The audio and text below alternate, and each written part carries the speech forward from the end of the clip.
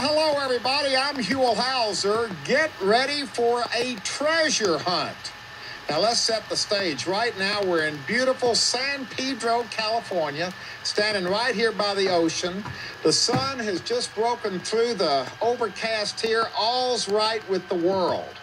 I am standing in front of this beautifully restored Point Fermin Lighthouse. And the story on this lighthouse is that it's been here since 1874, operating as a lighthouse in those early days. We've got great old pictures that show the lighthouse, show that beautiful big Fresnel lens up in the top, up in the tower there, that was built in France, shipped around the Horn, and put in this lighthouse in 1874. I've got the story right so far, don't I, Kristen? You've got it right, Huell. Kristen knows this lighthouse. Let's talk about that lens. It was there from 1874 until right at the beginning of World War II, 1941-42. What happened to that lens then, Kristen? Well, for the war, the Navy took over the building, and they decided they needed to use it as a watchtower, and they put experimental radar up in the tower.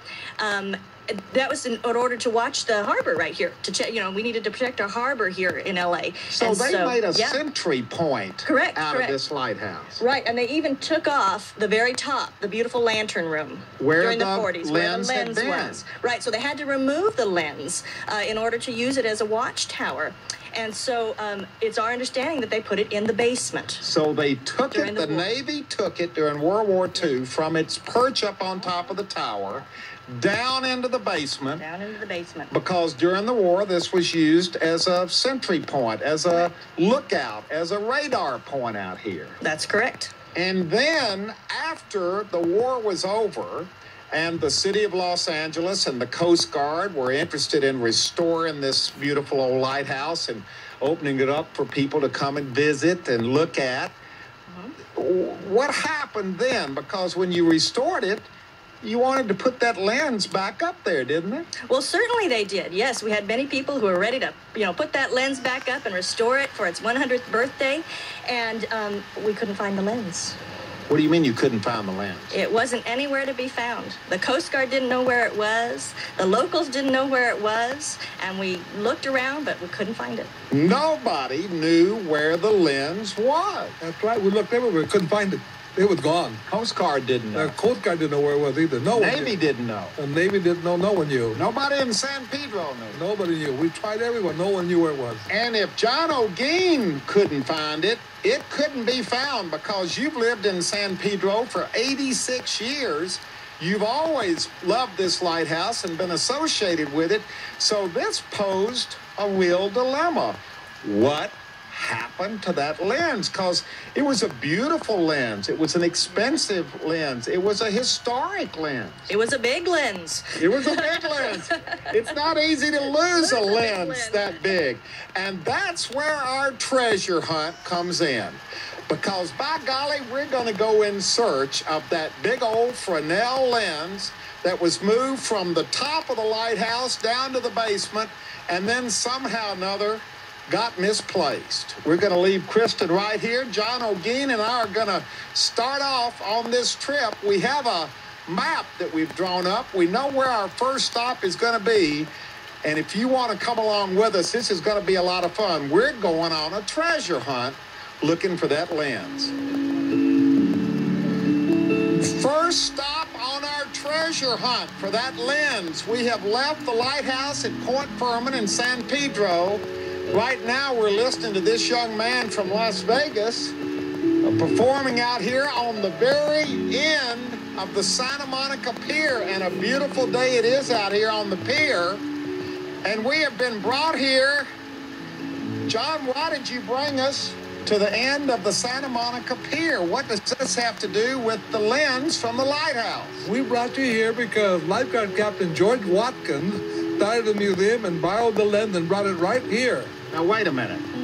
Captain Watkins, he was a lifeguard captain. He was a lifeguard captain for the city of Santa Monica.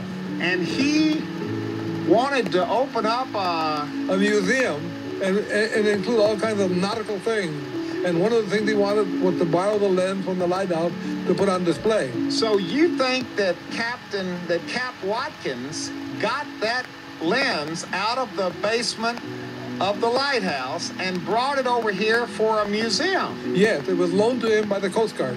Have you ever heard this? You've been working here on the end of this pier for 60 years. Your name again is? Yash Velasky. Okay. Have you ever heard of this? Well, I've never heard of it, actually, but I've been here a long, long time. And, it may have been in my eyes. If I could see what it looked like, for sure, I'd probably... There are very few pictures of this museum. We've got lots of pictures of the pier, but we know the museum was here. That's right. So he took the lens out of the museum that he had here on the end of the Santa Monica Pier. Yes, he did, and it disappeared. We don't know where it went. Oh, yeah, we know where it went, and that's our next trip right now, because this is just the first stop. As our adventure continues, we have left the end of the Santa Monica Pier.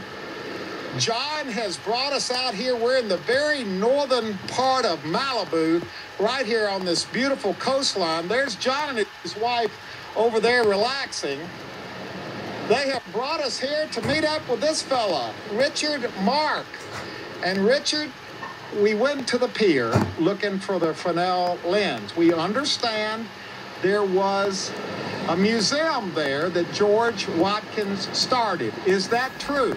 Yes, he had a lot of lifeguard things there, and just ship's wheels and old kind of rescue cans, oars. A nautical museum. Nautical museum, yes. So the museum was there because it's hard to find pictures of that museum. And what happened to that museum? Is it true that there was some kind of a storm and he?